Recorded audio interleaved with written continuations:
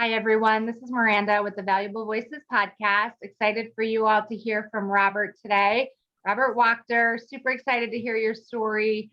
I know I'm meeting a ton of awesome people online on Facebook, and I just, again, love to hear what God's doing. So let's dive right in. So, Robert, why don't you kind of give us your backstory, and then we'll, again, share where to find you online. Absolutely. Yeah. I am currently I'm a pastor, and I do other kinds of marketing work.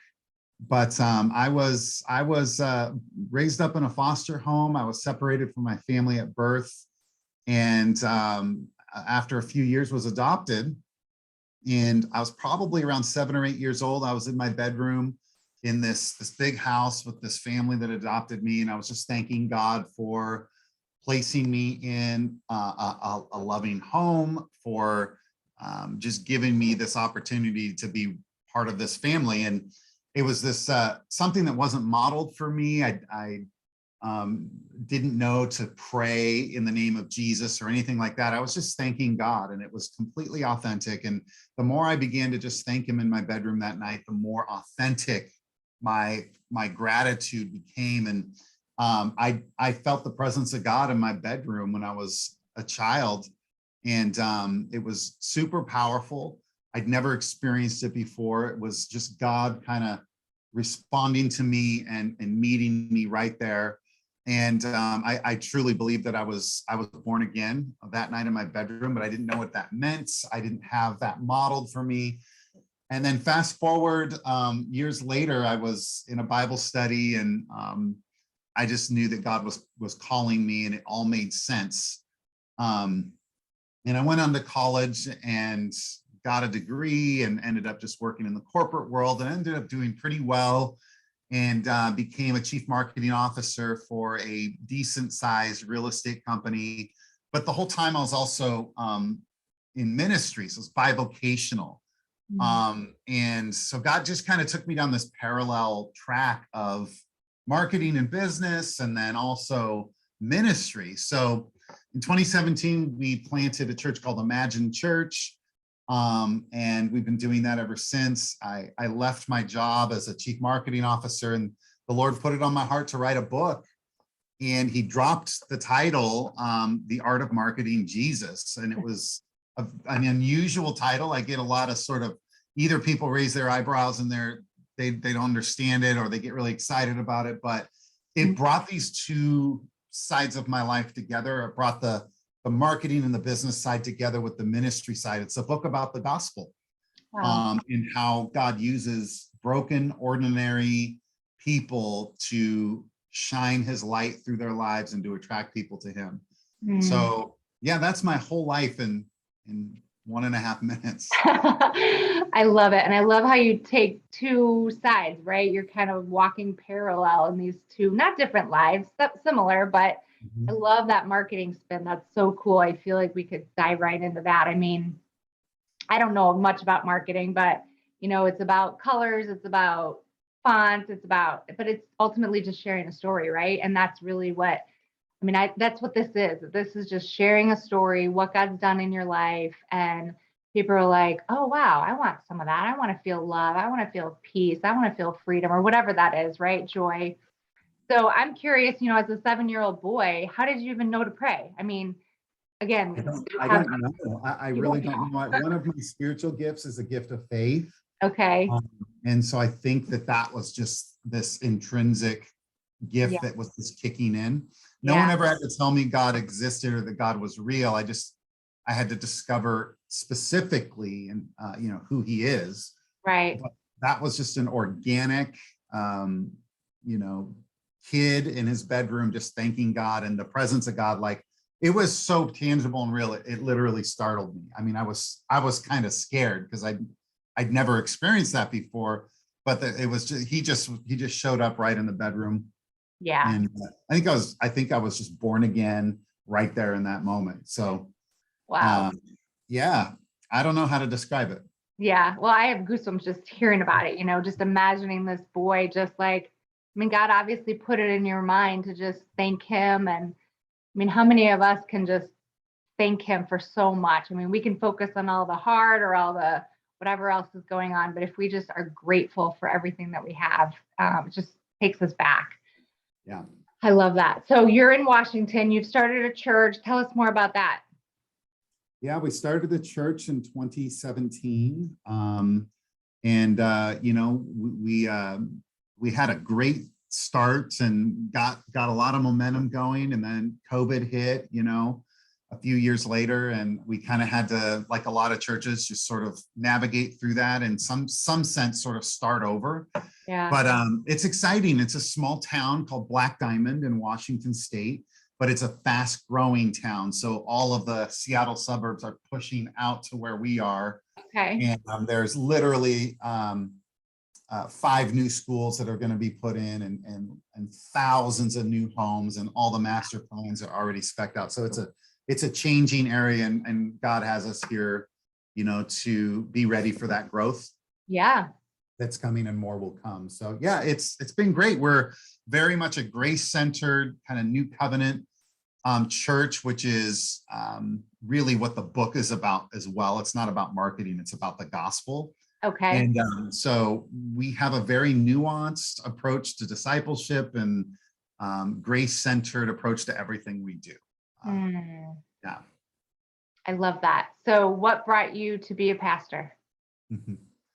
Well, it's a calling. So I think it really clicked right before I was heading off to college. I mentioned kind of I went to this Bible study, and God just like really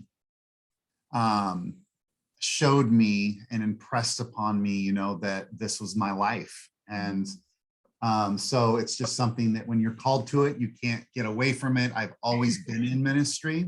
Okay. Serving other people's visions for years and years. I was in a church for 17 years, kind of raised up in ministry that way.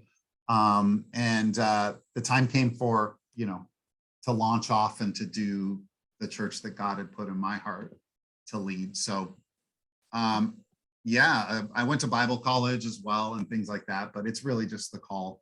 Yeah, but it's having to be obedient to that, right? Because some of us may feel a calling, but be afraid, or there may be something else holding us back, you know? So, I mean, to step into that is, you know. Yeah, absolutely. You have to be obedient. I have this, I guess, ignorance is bliss kind of mindset where it's like, oh, it's going to be great. You know, God's going to do it. And then you jump into it and you follow his instructions, and, you know, he doesn't give you all the details. And he doesn't tell you how hard it's going to be sometimes, but yeah, you know, when you're truly called to something, it's like a pit bull. You just cannot let go of it. Yeah, you got to be brave, and you got to trust God that if he's leading you through a wilderness, that he's going to provide a stream in that wilderness and provision and direction when you can't see where to go. And it's definitely been a journey like that. Yeah, for sure. Sometimes we don't see what's going to happen, and yeah, so it's a walk of faith if when you step out on what God is asking you to do. Because if it's a God dream, it's bigger than what you can do. Otherwise, you wouldn't be afraid to do it, right? Right. So there's definitely trust involved for sure. Awesome. Are you guys streaming online or anything We at your do. church? Yeah, it's imaginechurch.org. We do stream online. It's not our strong suit. We have a live stream on Sundays, but we do post-production video. So we've got all of our videos that you can check out on our library. So it's all online there. And tell us how to find the book. Okay, marketingjesusbook.com. Marketingjesusbook.com. It's you can find it, you can buy it anywhere books are sold. You can just pick it up. You can get an audio version, digital version, or a print version. But I just want to underscore about the book that it's definitely not a business book, and it's not a marketing book. Marketing's about demonstrating the value of something to the world. And so the book's really about demonstrating the value of Christ. Wow. And helping people live spiritually free from legalism, from all kinds of spiritual bondages that dim our lights. And when we take that stuff off, our lights shine brighter and more people see Jesus through us. So that's really the premise of the book. It's a liberating book. It's an easy read. And I think it's kind of cool. It's really fun, different angle. Awesome. And again, many people have a dream to write a book or something inside of them. So how did you just, again, not How did have I that get to that fear? point? Like, Yeah. yeah. So just in Bible college, I had a professor who told me, he just pulled me aside one time and he says, if anyone in this class is going to write a book, it's going to be you. Wow. And it just always stuck with me. I've always been a natural kind of writer. So that's one of my gifts, I guess, is writing, creative. And I always wanted to, I just never had the determination to do it. It's just kind of like one of those want tos, but you have to really buckle down. Yeah. And God just kept impressing on me to write this. And I say, okay, God, well, then what's the title? And then he dropped the title and it all made sense. And I really just, basically, I just had to set a timeline and a goal. I ended up getting a literary agent and got this deal, and getting a book deal helps because then you have deadlines and you have Okay. you have to get it done. So anyway, it was definitely a learning experience for me. And I'm excited to do more, but I feel like if it wasn't for God pushing me and really just saying, you have to do this, you really have to do this, I probably would still be thinking, so. Yeah, I love it. I mean, I can just relate to a lot of it. I feel like there's a lot inside of me, and I know other people listening probably feel similar. They probably hear God's voice. You should do this. Is that my voice? Is that his? How do I do it? So that's just kind of why I'm asking those questions. So I love that. Yeah. Well, awesome. Thank you so much, Robert, for taking the time. I want to read it. I love just hearing different perspectives on the gospel, and I just love that, shining our light. There's just so much darkness out there, and it's just time for all of us to kind of take a stand and say enough is enough. Totally. Absolutely. Well, awesome. Thank you for being on. You guys check it out, and thanks for listening. Good luck with everything. Appreciate you being on. You betcha. Thank you so much for having me. All right. Have a great day, everyone. Thanks for listening.